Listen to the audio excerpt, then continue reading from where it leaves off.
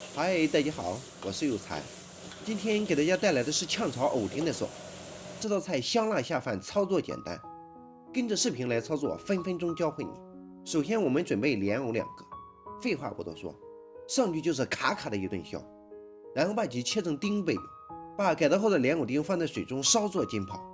浸泡的主要目的有2个：一是防止莲藕露滋在空气中氧化发暗；二是泡去莲藕内多余的淀粉。避免烹饪时糊锅不清爽。浸泡时可加入白醋少许。加入白醋的主要目的也有2个：一是防止藕丁变色；二是加入白醋浸泡后的藕丁口感会变得比较爽口，无水汽味。废话不多说，将锅中加入水适量，下入藕丁焯水。焯水时同样是加入白醋少许。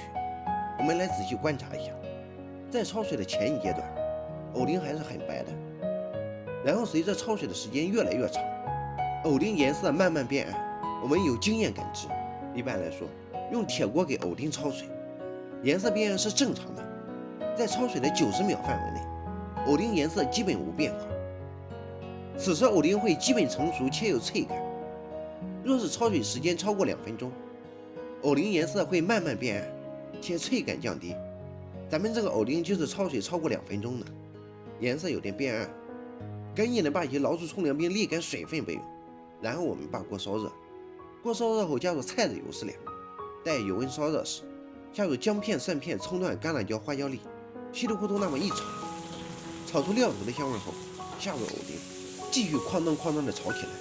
大约1分钟后，藕丁被炒熟炒透时，开始调味，加入盐适量，白糖一丢丢，生抽少许，再次哐当哐当的炒起来，让料头的呛香味和调料充分融合渗透在藕丁上，然后撒上青蒜苗段，稍作翻炒即可出锅。出锅前可淋入少许芝麻油增香。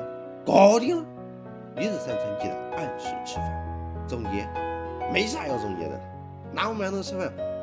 问答环节：问，如果把莲藕切成丝，用清水淘洗后，不焯水直接爆炒，味道会不会更香呢？答：当然会了。那你为什么不这么做呢？我操，这问题竟然让我无言以对。